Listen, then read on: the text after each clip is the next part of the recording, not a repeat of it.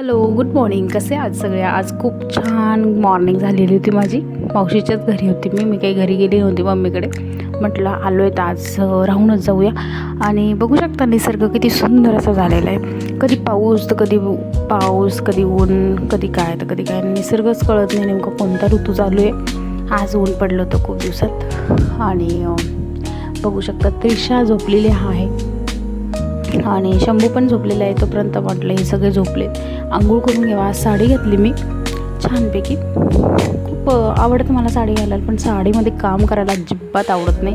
आणि माहेरी आलं म्हटल्यावर काही काम करायची गरज नसते. इथे शंभू खेळत होता गॅलरीत, काका पण त्याच्यासोबत खेळत होते. तो पण छान पद्धतीने एन्जॉय करत होता. आणि इव्हनिंगला डायरेक्ट आत्तूच्या घरी गेलो. पण त्याच्या आधी मामांचं घर लागतं, म्हणजे फर्स्ट फ्लोअरला मामा राहतो, थर्ड फ्लोअरला आत्तू राहते. म्हटलं आजीला भेटून जाऊया.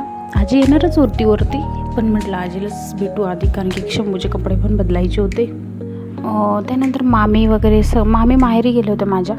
त्यांना पण भाऊबीजेला जायचं होतं दिवाळीला. नाशिकमध्येच आहे त्यांचं माहेर, त्याच्यामुळं ते गेलेले होते, येणार होते उद्या. मामाची मुलं वगैरे ते पण दिवाळीला गेलेले होते.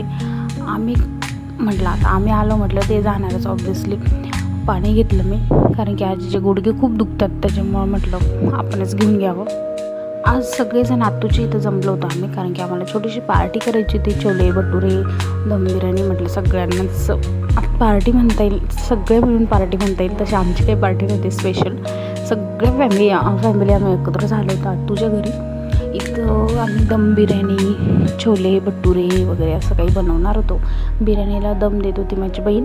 त्याच्यानंतर भाजीला फोडणी देऊन झालेली होती, जस्ट फोडणी दिलेली होती तिने. त्याच्यानंतर भटुरे वगैरे आम्ही गरम गरम बनवणार होतो, कारण की कसं गार होऊन जातं ना, त्यामुळे चांगलं नाही लागत ते. इथं राईस वगैरे सगळं बॉईल करून ठेवलेला होता. भटुरेसाठी कणिक ऑलरेडी करून ठेवलेली होती त्यांनी. छान मला आवडतात, माझे पण फेवरेट आहे तसे. त्यांनीच बनवलं होतं, मी ते काहीच मदत केली नव्हती. इथं माझी बहीण सगळ्यांना वाढत होती. शंभू मध्ये मध्ये करत होता. सगळ्यांच्या ताटातले कांदेच सोडत होता तो. त्याला कांदा खात तर नाही, पण त्या कोणाच्याच ताटात बघितलं आणि त्याला लगेच असं वाटतं कधी फेकेल मी, कधी काय. तर मी जेवायला बसलेली होती. शंभूचं सगळं मी आधीच खाऊन पिऊन हे करते, कारण की कसं त्रास देत नाही नंतर. आमचं जेवण वगैरे सगळं उरकलं होतं. आम्ही सगळे गप्पा मारत बसलो, कुल्फी खाल्ली.